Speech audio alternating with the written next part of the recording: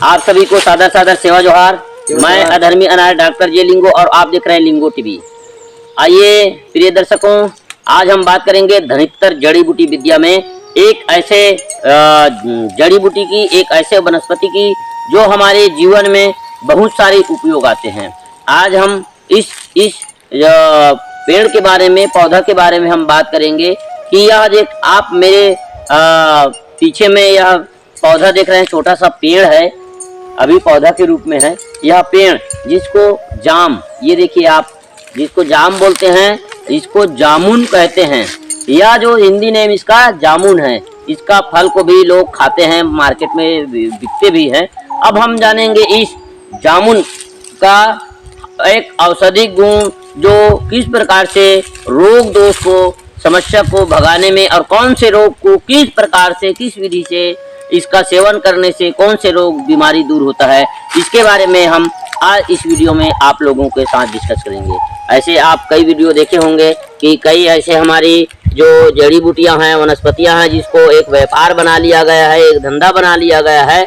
और आप लोगों को मैं यही हर वीडियो में बताने का प्रयास किया कि जब इसका व्यवसायीकरण हुआ, जो हमारे पूर्वज पहले हमको ये बताते थे कि जड़ी बूटी को अगर आप विक्रय करोगे, जड़ी बूटी को अगर आप पैसा लेके दोगे और उसमें अगर लालच करोगे तो वह उनकी औषधि गुण खत्म हो जाएगी। इसलिए आप यह जो वनस्पति या निःशुल्क हमको देती है, सेवा देती है, तो हम इसका जन उपयोग में, जीवन में निःशुल्क ही हम इसका सेवा दें। हमारे पास जो ज्ञान है उस ज्ञान को हम लोगों की जन सेवा में लगाएं, न कि व्यवसाय में, न कि धन संचय करने में, धन इकट्ठा करने में। हम अगर इसको अगर लगाते हैं तो ये जो है हमको साथ नहीं देगा। ऐसे हमारी पूर्वजों की मान्यताएं थी। और आज भी हमारे कई ऐसे बैगा, घुमिया, गायता, पंडा, भूमिका हैं जो पुराने समय से करते आ रहे हैं। उन लोगों की आज भी ऐसी मान्यता है, अगर जड़ी बूटी को आप पैसा लेकर दोगे तो वह काम नहीं करता, वह उस बीमारी का इलाज उससे नहीं हो पाएगा। ऐसा उनकी आज भी अवधारणाएं हैं। तो ऐसे अवधारणाएं क्यों बनी, कैसे बनी, ये हम बाद में डिस्कस करेंगे।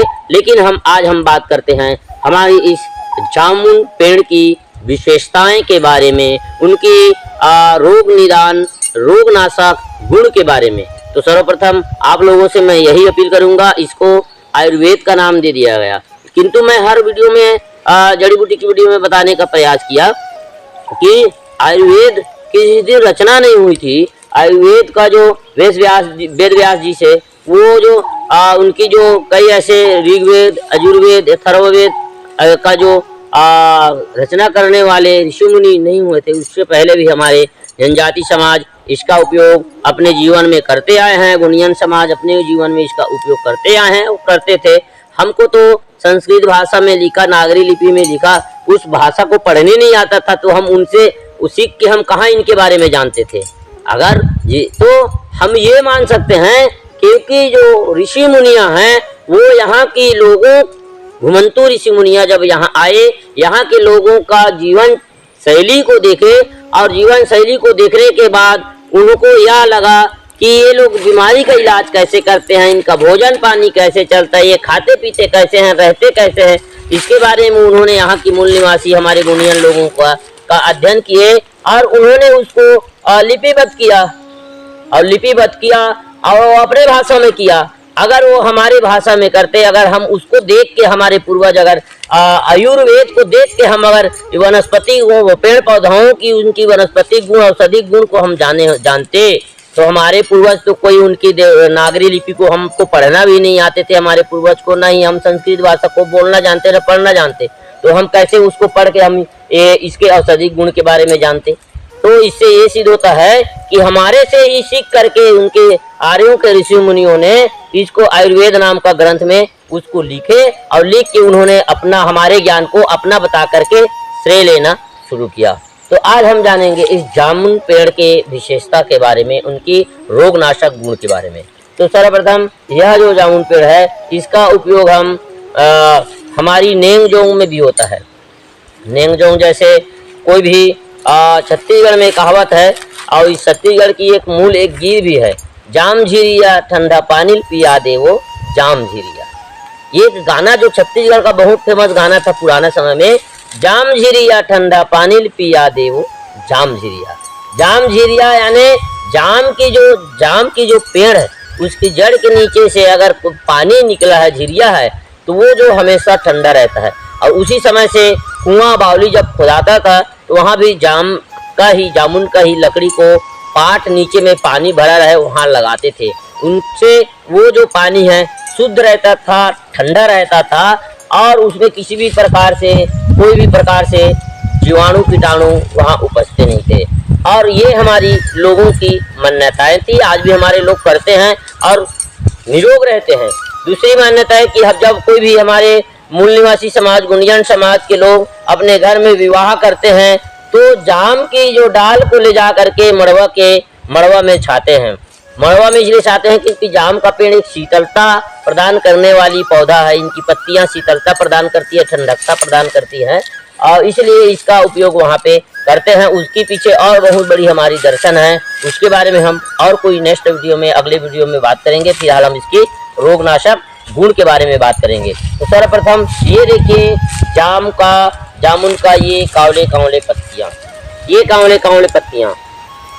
अगर कोई भी दर्शक शुगर पेशेंट है, शुगर पेशेंट यानी शक्कर बीमारी, मधुमेह शक्कर बीमारी से वह परेशान है या उनके शरीर में उनकी मात्रा ज़्यादा हो गई है, तो वो हमेशा सुबह सुबह उठे और इनकी 4 पत्तियां या वो अपने फ्रेश होने के बाद, मुंह साफ करने के बाद, दातुन बनाने के बाद, ब्रश बनाने के बाद इसकी 4 पत्तियों को चबा के खा ले तो कंटिन्यू अगर वो करे तो 15 दिन में उसका शुगर का असर उसके शरीर में कम दिखना शुरू हो जाएगा। और लगातार करते रहेंगे तो उसका शरीर में शुगर की मात्रा नियंत्रित रहेगा और वो कभी शुगर से परेशानी नहीं होगा।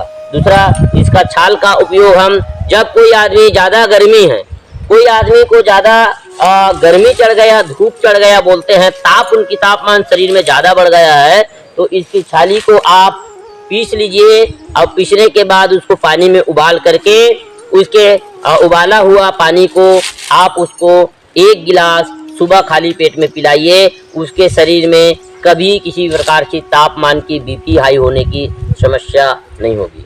दूसरा, इसके फल के बारे में तो जानते हैं, फल स्वादिष्ट होता है, सभी लोग खाए हैं और फल का ऐसा मीठा भी लगता है। तो फल का जो इसका फल का जो गुठली होता है, गुठली अंदर में गुठली होता है, वो गुठली को आप चूर्ण बना लें और चूर्ण बनाने के बाद अगर किसी को वात की परेशानी है, अगर किसी को शुगर की परेशानी है, तो उसको आप उस चूर्ण को 1 चम्मच सादे पानी में घोल करके पिलाइए। वात की परेशानी, पेट की परेशानी और उसी प्रकार से तापमान की परेशानी उनके शरीर से हमेशा के लिए खत्म हो जाएगी, नियंत्रित रहेगी। इस प्रकार से हमारे इस जामुन पेड़ की एक विशेषता है, रोगनाशक इनका गुण है। आइए दोस्तों, आज के लिए इतना ही, फिर हम अगले वीडियो में मिलेंगे अगले जड़ी बूटी के साथ। यह जो जड़ी बूटी का मैं आप लोगों को बता रहा हूँ, ये पेड़ पौधाओं की जो रोगनाशक गुण के बारे में मैं बता रहा हूँ, यह हमारी परंपरागत पूर्वजों के द्वारा दी हुई ज्ञान है और आप लोगों से तो मैं किसी भी बात को छिपाता भी नहीं हूँ। जो भी बात है उसको हर समय बताने का प्रयास करता हूँ, बताता हूँ। कई हमारे ऐसे भी हमारे पूर्वज हुए, हमारे समाज में, गुणियन समाज में हुए, जिनका ये भी मान्यता थी कि हम विद्या को बताएंगे, विद्या को ऐसे करेंगे तो विद्या ऐसे हो जाएगा, वैसे हो जाएगा। लेकिन मेरे और मेरे पूर्वजों की यही मानना रही है कि विद्या को जितना आप बांटोगे, जितना आप फैलाओगे, उतना ही उसका फायदा लोगों को मिलेगा। और उसकी फायदा अगर आप नेकी करेंगे, अगर आप किसी की भलाई करेंगे तो उसका फायदा आपको हमेशा पॉजिटिव मिलेगा, हमेशा आपके प्रति भलाई ही होगा। अगर आप किसी का बुरा चाहेंगे तो आपके प्रति हमेशा बुरा होगा। ऐसे मान्यता थी, ऐसे बताए थे। इसलिए मैं हर चीज, तंत्र मंत्र यंत्र से लेकर के, गुणवाना इतिहास से लेकर के, गुणवाना रीति नीति को लेकर के, नेंगजोंग से लेकर के, गुणवाना हर चीज जो मुझे पता है, जो मुझे जानकारी है, उन सब को मैं आप लोगों के सामने बेझिझक और बिना छुपाए हुए बताता हूँ और बताता रहूँगा। और अगर आप लोगों को किसी भी प्रकार से आपत्तियां हैं इस तथ्यों को लेकर के, तो आप हमको सुझाव जरूर दें। अगर आपको किसी भी प्रकार से असंतुष्टि है इस ज्ञान से, तो आप हमारे कमेंट बॉक्स में वीडियो में कमेंट कर करके हमको और सुझाव दें, ताकि हम उसके ऊपर और सही संशोधन कर सकें, सही नॉलेज ले सकें।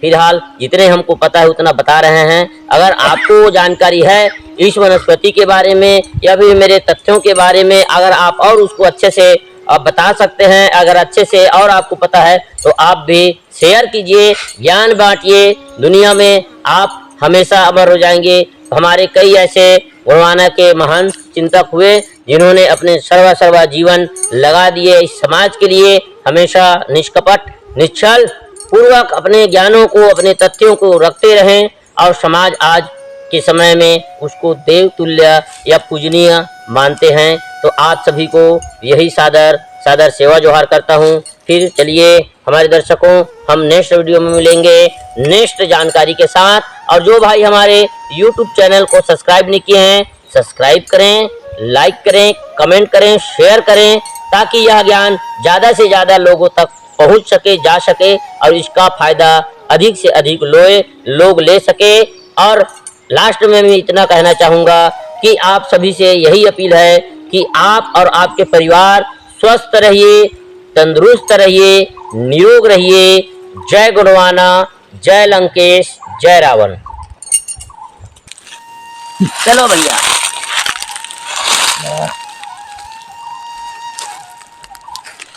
क्यों सोने के लिए आए हैं?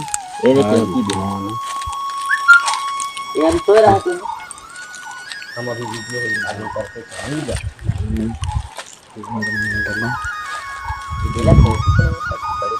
हैं। चालू हो गए। छीन के लेंगे अपना हक